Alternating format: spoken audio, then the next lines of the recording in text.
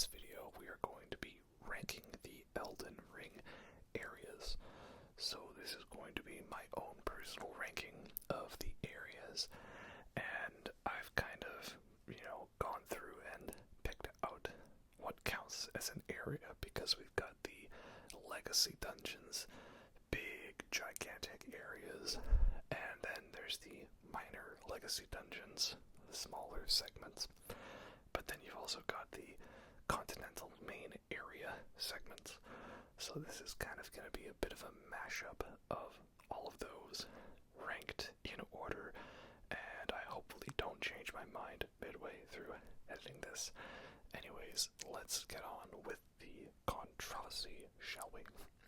Number 32 at the bottom of the list is the Forbidden Lands. This is the transitory area between the capital and the mountaintops of the giants, and it is distinct in its own area, but ultimately there's really nothing much here. It's kind of a nothing area that I usually just speedrun through and maybe hit up the couple of recycled bosses along the way. And it's also the beginning of letting you know that the difficulty curve is going to get ramped up extremely in the next area. So I don't hate this area. I don't really hate many areas in Elden Ring, but this is at the bottom of the list because there's nothing significant or special about it whatsoever. Number 31 is Leyndell, capital of Ashe. Now, this area is near the bottom because after you free the Rune of Death from Malekith, the capital gets covered in ash from the burning Erd tree, and this means that Leyndell, the capital city, has now been completely changed, and you can't go back, and you'll be seeing the regular royal capital area much higher on this list. So that's the problem, is beating Malekith now locks you out of hanging out in one of the coolest areas in the game, and instead you're replaced with a nothing version of it, where everything's covered in ash. All of the intricate level design has now been taken away. There's basically like a gargoyle and some plants for enemies. And the game kind of just turns into a boss rush with boss after reused area after reused area. So again, it's not that it's bad, it's just that it erases the amazingness that was the royal capital. Number 30 is the Lake of Rot. Again, an area that most people probably aren't surprised to see at the bottom of the list, but I am surprised in that I don't actually hate this area.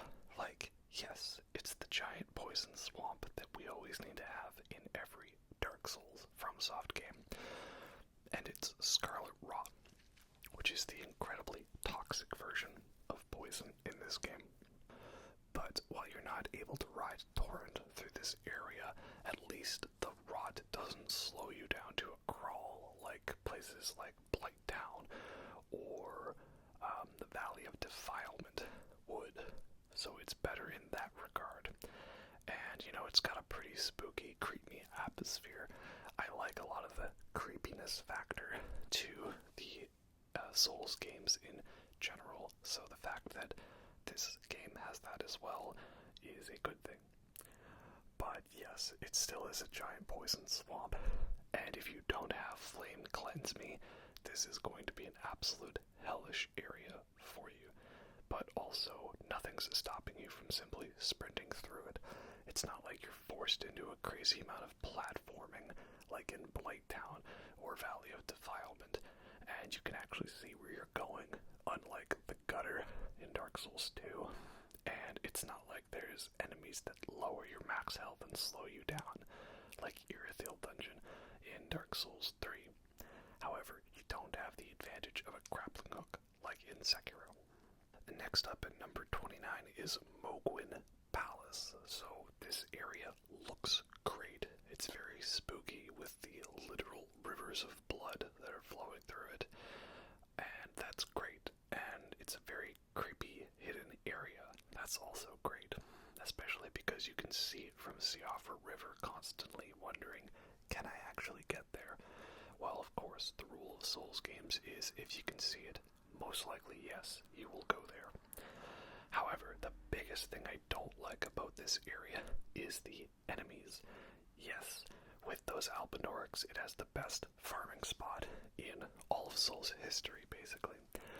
But there's so many swarms of them throughout the Blood Rivers, and then you've got those giant murder crows that are so tanky and powerful.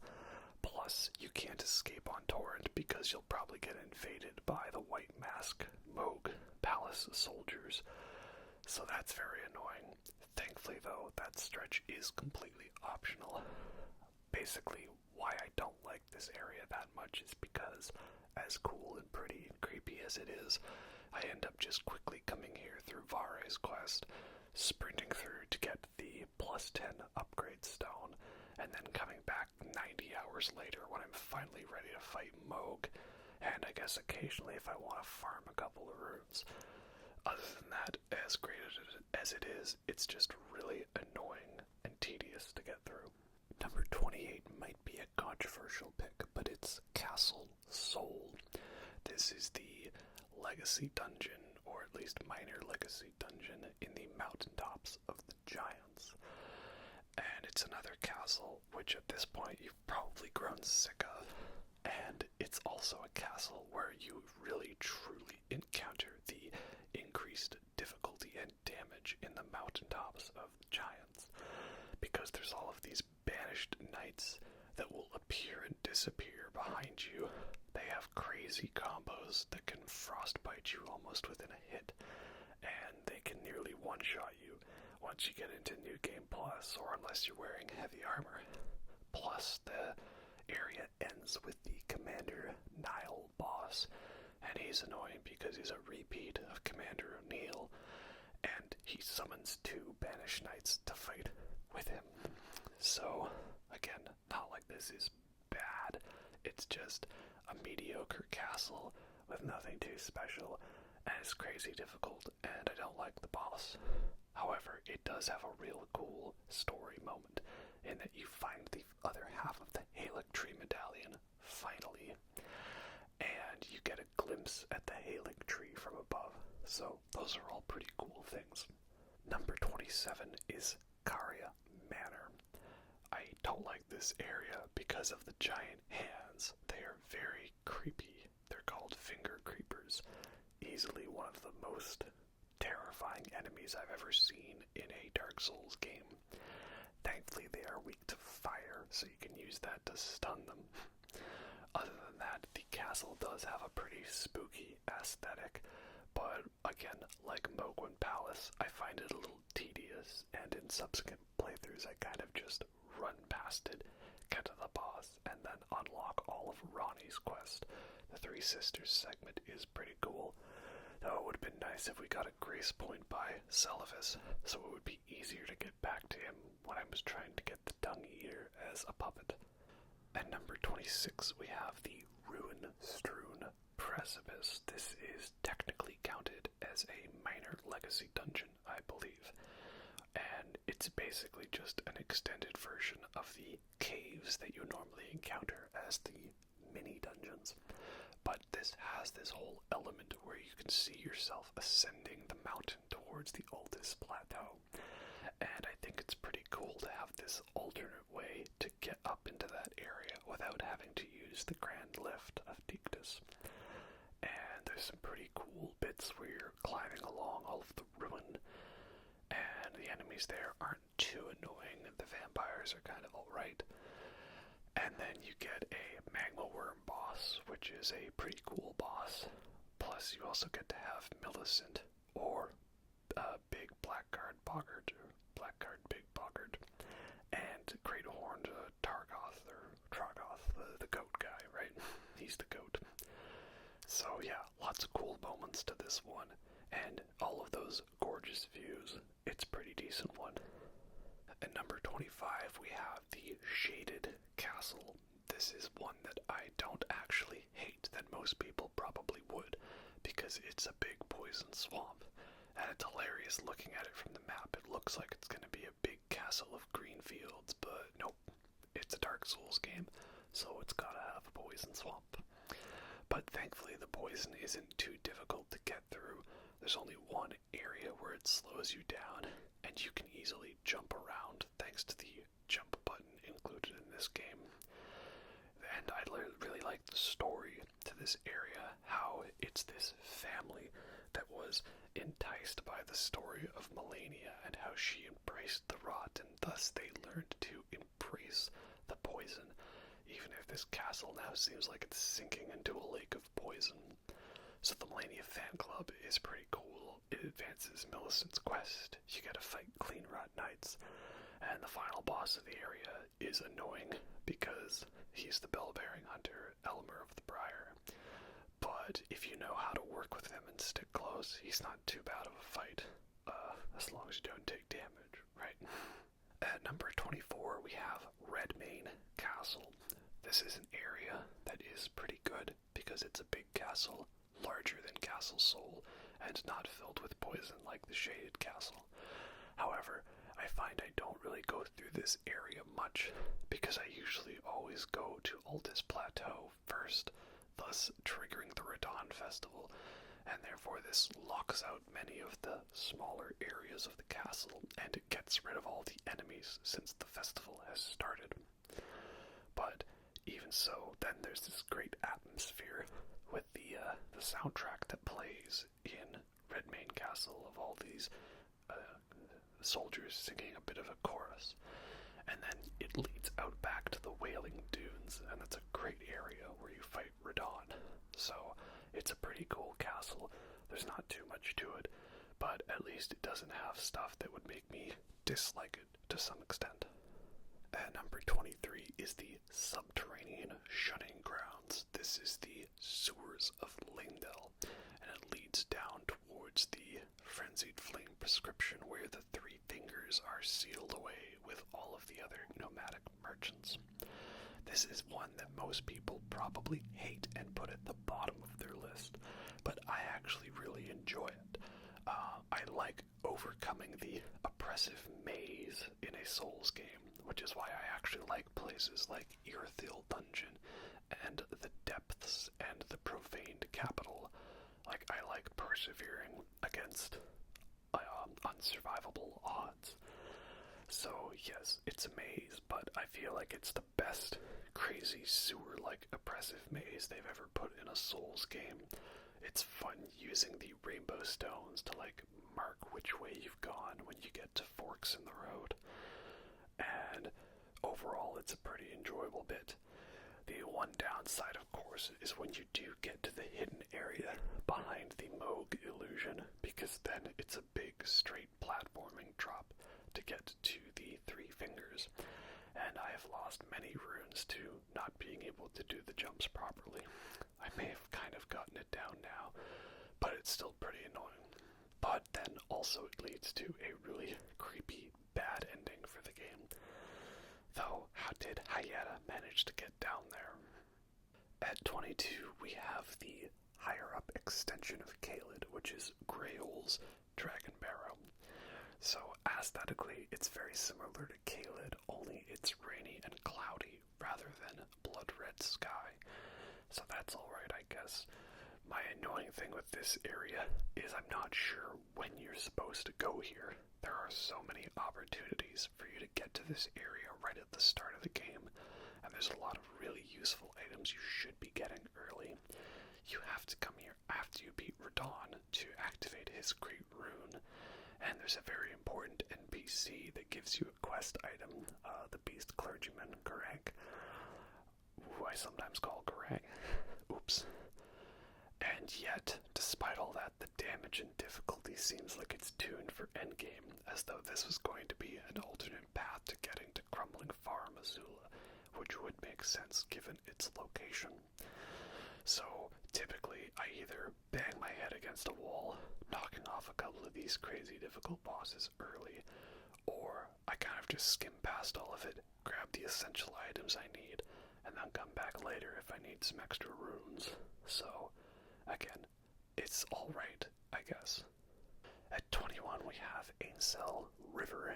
This is the underground area from Liurnia, which then leads us to slightly beneath the Nokstella city. So this is a really great small little segment where you're going along these caverns and you start seeing these giant ants, and they're very spooky. They're not giant spiders, thankfully. We already have the finger creepers to fill that role. But it's a very spooky enemy and definitely one of the best new enemy additions to the game in terms of the scariness factor. And then you start seeing all of these bodies along the walls, and you find a big queen, and it just keeps ramping up the oppression. Eventually you get to a hallway filled with basilisks and so many dead bodies. It's very, very spooky, and also a great way to make you realize, oh great, they put the basilisks in this game. And then fun fact, I'm pretty sure there are more basilisks in one area of Elden Ring than there are in the entirety of all the other Souls games combined. You get a spooky look at the Lake of Rot before you got there, and it caps off with a cool, unique version of the Dragonkin soldier. So this area is pretty good and pretty spooky. Getting into the top 20, we have the upper section of the Ainsel River, Nokstella, the Eternal City. This area is a very great segment because, while it might have some tedious enemies that are a little bit of a chore to get through, it really fleshes out and embraces its Bloodborne inspiration. The way there's the purplish kind of silver tinge to everything really makes you feel like you're in one of those Chalice dungeons where you eventually found Deeproot, or like Upper Cathedral Ward.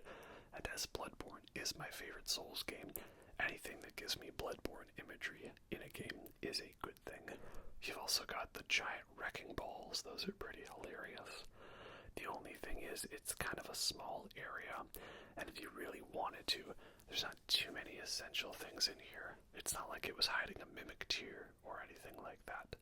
At number 19 is the Consecrated Snowfield, another area that most people probably hate and put at the bottom of their list, but I really like this area, and I want to rank it higher, but I have to account for the entirety of the area, and that is the first part of the area where there is a constant fog and you can't see anything, and you're getting jumped by rune bears and red wolves of Radagon right out of nowhere. That part is very annoying. I don't like it. I wish that there was a way to either clear the fog or that it cleared up occasionally, not that it was a constant thing obscuring your vision. The first bit where you're following the path trying to figure out where to go before you unlock the map is cool, but after that it's just tedious, and there's not too many essential items that you need out there in the snow that's worth actually diverting from the path. However, once you get to the area where the fog is cleared, I absolutely love that segment. It's so pretty, makes you feel like you're almost underwater, and also it's very emotional bit because you have the end to Latenna's quest, and you know that you're getting closer and closer to finally getting to the Halig tree. The only annoying thing also to that, though, is obviously the difficulty spike that we encountered in the previous area. This is definitely full of that. You've got bosses like the Magma Worm or Great Worm Therodox, and the reskin of Estelle, which will legit one-shot you with some of their attacks. And you've got the spooky jail in the Ordina town where the invisible Black Knife assassins can backstab you, or you get sniped by the archers, so don't forget to grab the sentry torch to make them all visible. So yeah, overall, I really wish I could rank this area higher, because it's actually really great in my mind, but I have to account for the fact that the first half with the consistent fog is very not cool.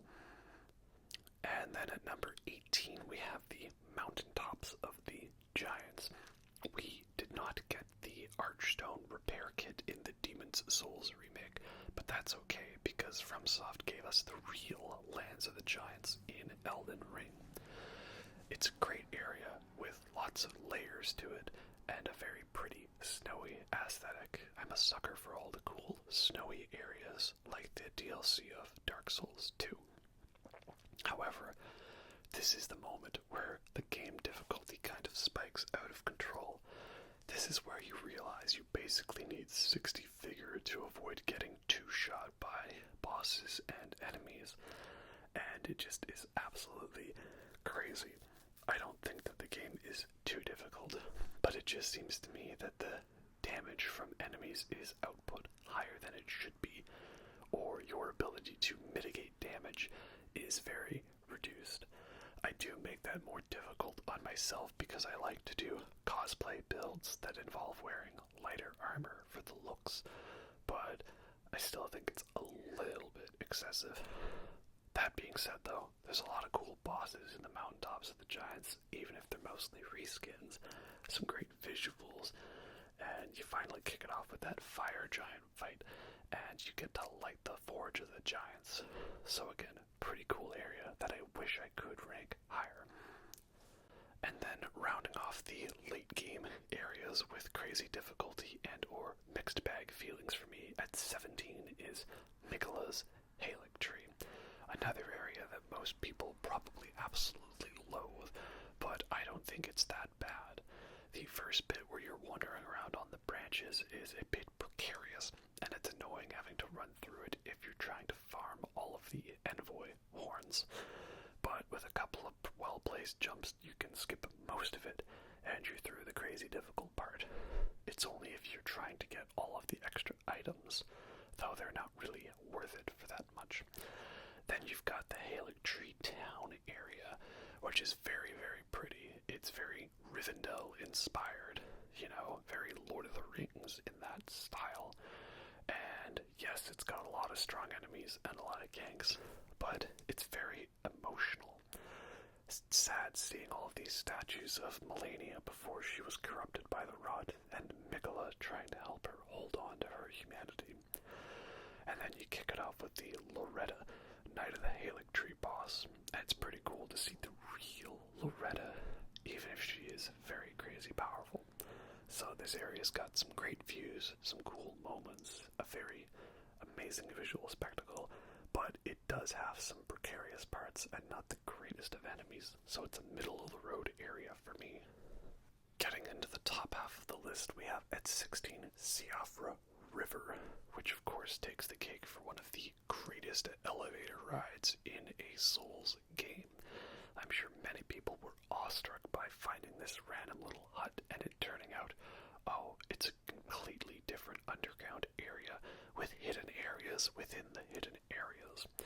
This is a really great moment for Elden Ring to shine off of how expansive the world is, and it's got great visuals with this night sky underground, but it's also still a open area you can ride around on Torrent in, and it's got some fun little hidden bits like lighting the torches to fight the ancestor spirit, or following the way gates to fight a hidden dragonkin soldier.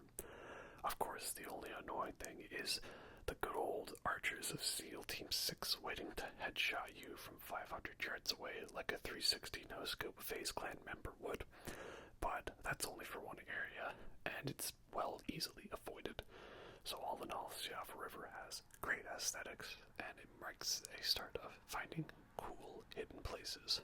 Then just above that at number 15 we have Nokron, the Eternal City. This is the city section above Siofra River, and it's my favorite out of these Eternal City related areas because it has elements of all of them that I like. You have the open foresty area like Siofra, which even if it is a repeat is still pretty cool. You have great visuals like seeing this ocean with all the trees like it's straight out of Ash Lake, but also you can get into the city part, which is very Bloodborne inspired and contains the Mimic tier, very important. And then you've got some of those cool little mini underrated moments like the little stretch between going from Nokron to fight the gargoyle bosses with some precarious ledges that you fight Crucible Knights on. Again, gives me Bloodborne vibes, and that is always a good thing. At number 14 we have the Weeping Peninsula, which I think is a underrated area because not everybody goes there. I feel like this is essentially the most important starting area in the game because it is completely optional, but it's well worth your time to level up and hone your combat skills. The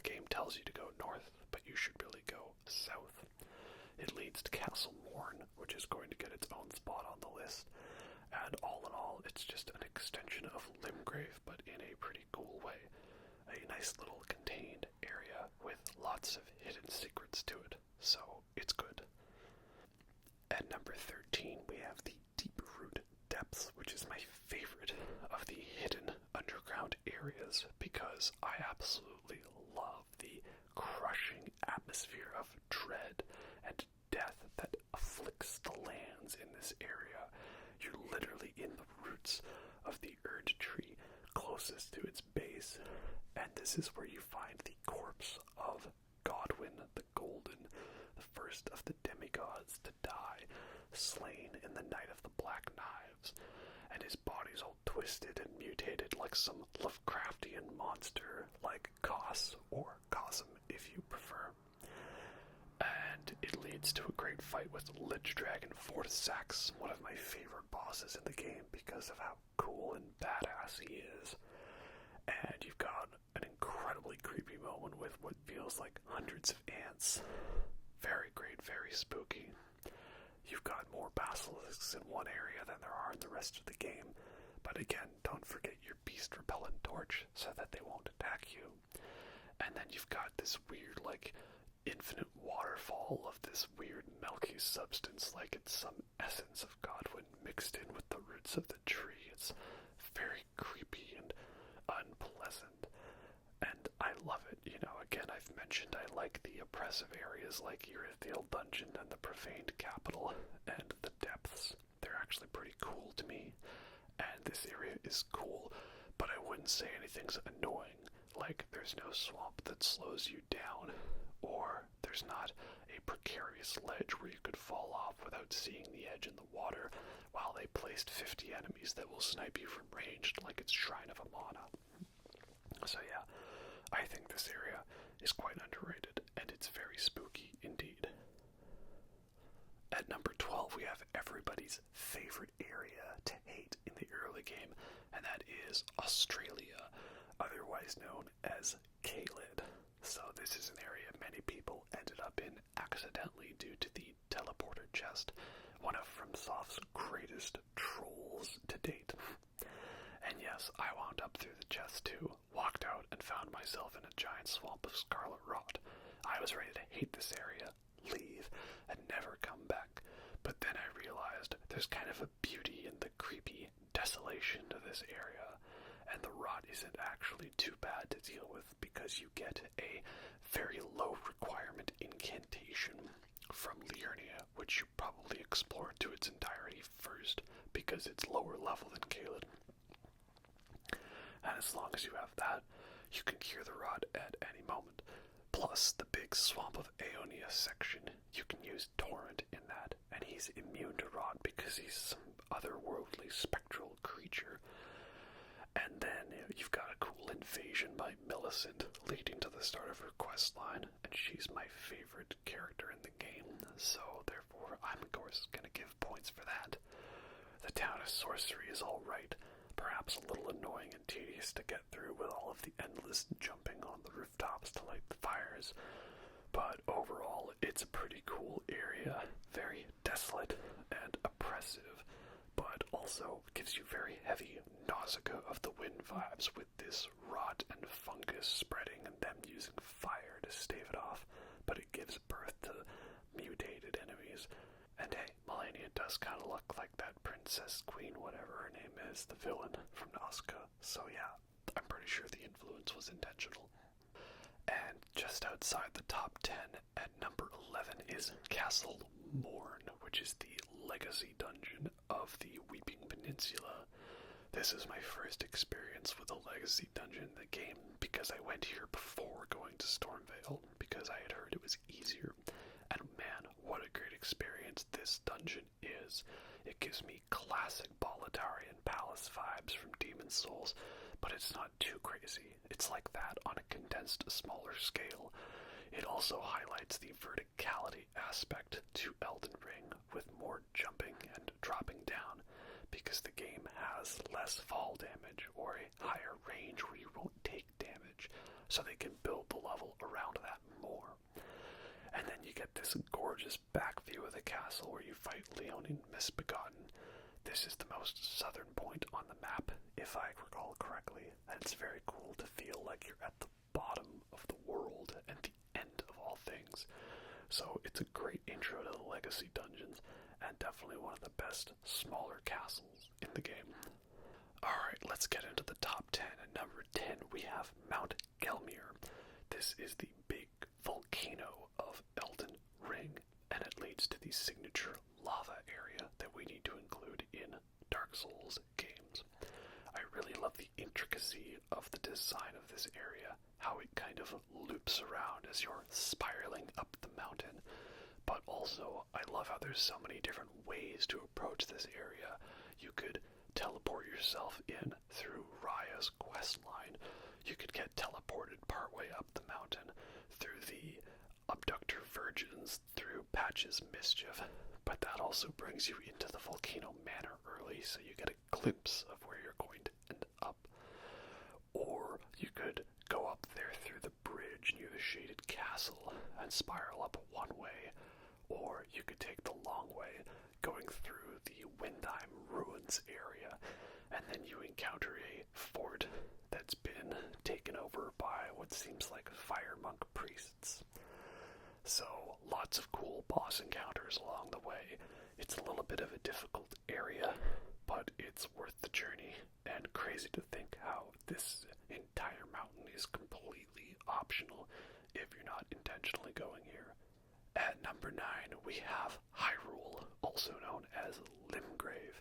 This, of course, was the area most shown off in the Elden Ring test footage and the network test and the trailers, and it's a great area. What a fun starting area for the game. You walk out in that first gorgeous view where you can actually see all of the Divine Towers and the Forge of the Giants, and just your entire destination laid out before you without even realizing it.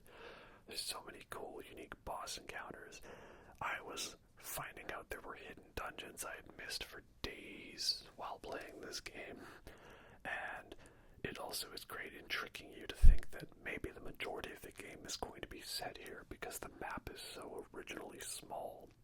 So yeah, great starting area, absolutely fun, total Breath of the Wild vibes, but thankfully there's so much more to this game that it is not just simply Breath of the Wild meets Dark Souls, like some people would assume from this segment.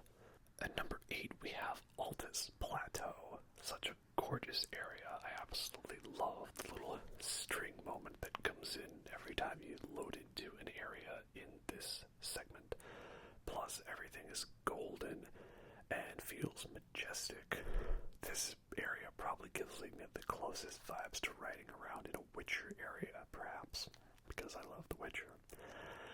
And there's also so many hidden layers and moments to this area. You've got the Shaded Castle being part of it, a lot of dungeons and caves, the capital outskirts section when you get inside the outer wall is also pretty cool, and gives you some gorgeous views of the Consecrated Snowfields before you get here. I always love being able to see areas from a distance in a FromSoft game.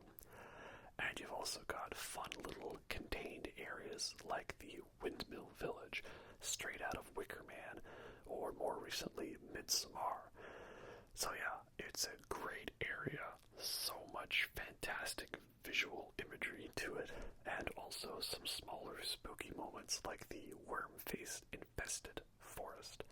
All in all, it's a really great journey of rising up from the first third of the game and beginning your journey towards the capital. At number 7, we have the Academy of Raya Lucaria. This is the major legacy dungeon in the Liurnia of the Lakes area, and as many have claimed, of course, it is basically the Hogwarts of Elden Ring, a giant magical school. However, this Hogwarts is better than the actual Hogwarts because the owner of this is pro-trans rights, so that's important.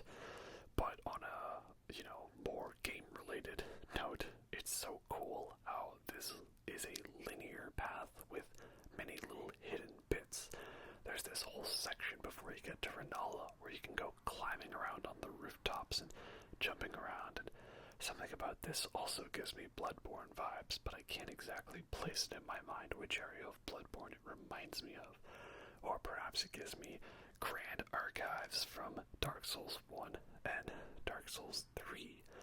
Yeah, many great areas to this, some cool bosses, and it's also a nice change of pace because you had Stormveil Castle being very open and non-linear, and now this one is a lot more linear, but you don't really notice it that much as you're playing through it, and it's fun to kind of see the story of the castle as you go through, finding all of the zombies and minions and rising up towards the more elitist scholars of the bunch on your fight towards Rennala.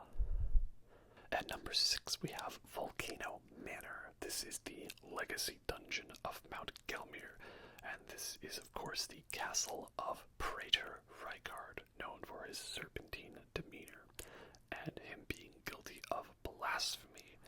So this is the big Mustafar Mount Doom lava section of the game, and it's also really great because again it's quite open and diverse, yet there is a very strict linear path to follow. So it's kind of a nice balance of the openness of Stormveil and the linearity of Raya Lucaria. And of course it's a very creepy area. There's lots of hidden dark bits where you see the Albinorics that have been tortured to the point where they crave anything, and they're just so tormented. They need to be able to take the life from someone else with how blood-starved and in pain and torment they are. It's great.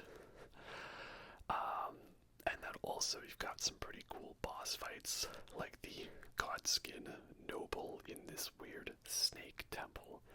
And you've got this whole quest thing, which is the closest this game has to a covenant, where you assassinate NPCs to get their armor and rise up in the ranks of the Volcano Manor. It could have been cool if there was a covenant system based around the Recusants, but as I never really cared much for the covenants apart from the Sunbro covenant, I guess it's fine that I don't have to, grind out killing 50 invaders just to get some specially unique item. I just have to kill some NPCs and then be done with it. But yeah, pretty great area. So many hidden bits to it. It's lava. It's great. And if he has the high ground, give up. Alright, we're down to the top 5. Let's kick it off with number 5 being Stormveil Castle. Of course we knew this one was going to be high up. It was the one that set the bar for the rest of the game that it wasn't always able to live up to because it set the bar so high. Stormveil Castle feels like the peak of Dark Souls castle design in its evolution. You've got this Bolitarian Palace-like area, but also some of those classic castles like Drangleic Castle. It's such a well-designed area, and it was crazy to think that there were even still secrets I was discovering on my 3rd playthrough in this game. Also, so many of the hidden paths that lead to hidden spooky moments like fighting an ulcerated tree spirit or finding a new forming mutated head of Godwyn. I love all that stuff. You've also got 2 of the best boss fights in the game. Market, the Fell Omen, who is the ultimate sort of teaching tool for the boss fights in this game. And then the first Shard Bearer you'll probably fight, Gotrek the Crafted, who is a great fight because he's probably difficult for a newcomer. And then the game tells you, oh, he's a pushover, so better get good, scrub, if you want to fight the rest. Yeah, so many great moments to this area. One of the best ones. Going through this never feels tedious, never feels annoying. I'm just excited to experience it all over again. Number 4 is Leyndell, the royal capital. Again, another fantastic legacy dungeon, like taking the whole big open city of the Ring City from Dark Souls 3, but you can literally go and visit everything in this area. Though, disclaimer, I actually think Ring City is my favorite area in Dark Souls 3. Yeah, Leyndell's fantastic. There's so much to explore. Again, so many secrets I'm uncovering even on the 3rd playthrough.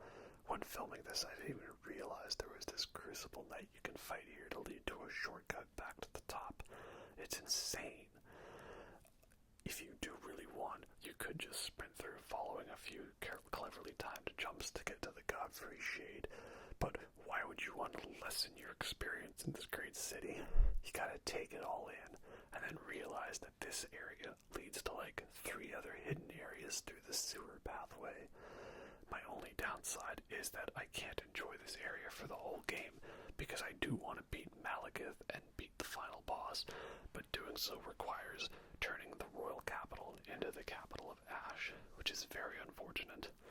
But, oh well, I guess it makes this time we've had with the capital even more special.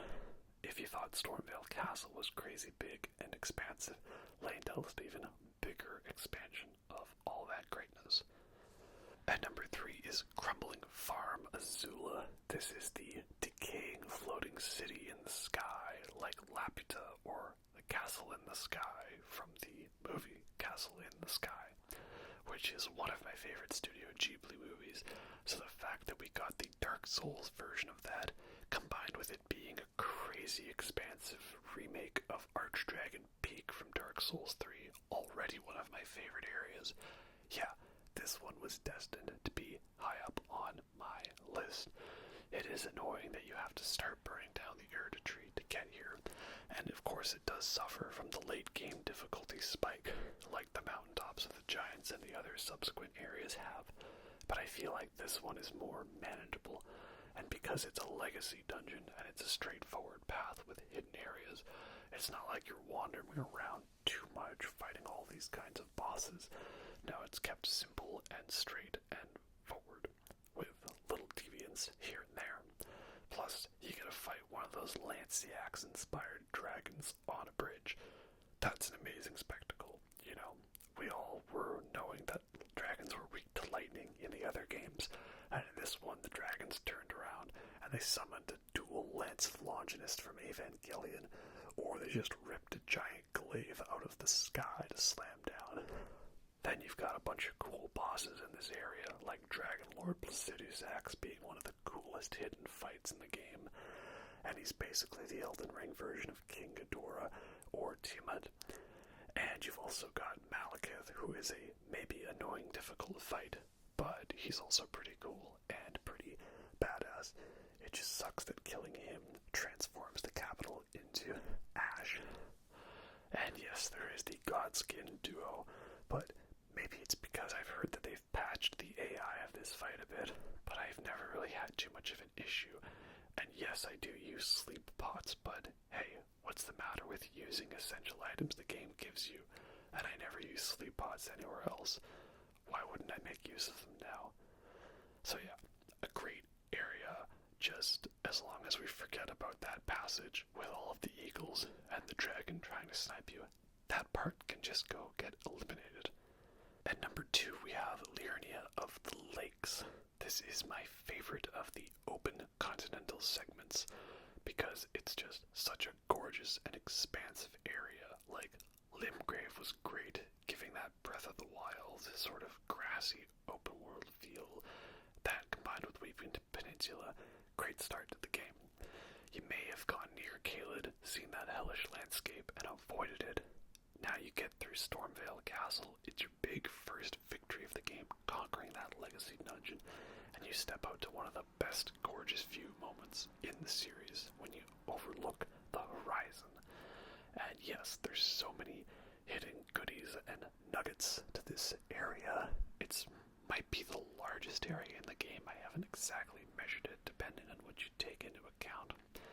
But I'm a sucker for those, you know, like Agle-High Lake areas they always put in the game, and this one is no exception. So you've got a great pathway, hidden moments, boss fights, an amazing legacy dungeon. Yeah, all in all, my favorite continental area in the game. And finally, that leads us to number 1, Alphael, Brace of the Halig Tree. This might be a controversial pick because I know a lot of people really despise this area because they don't like that the enemies are difficult, that there's a lot of crazy gank moments, that there's a Scarlet Rot swamp, and that the boss is Malenia, who some people really don't like. But for me, I love everything about this area.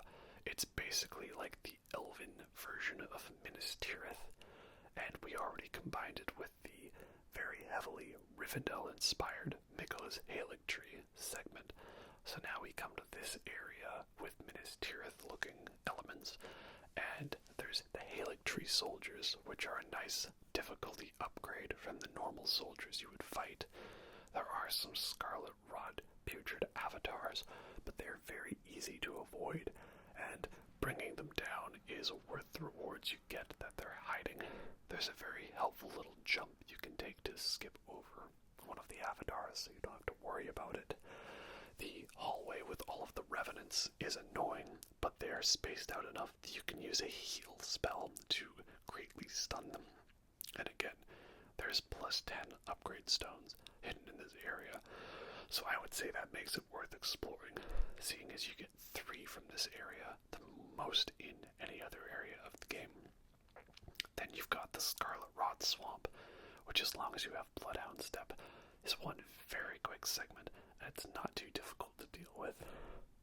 Fighting that ulcerated tree spirit in the Scarlet Rot Swamp is a bit annoying, and it's a little difficult to defend, but it does lead you to the heartbreaking end to Millicent's questline, my favorite questline in the game.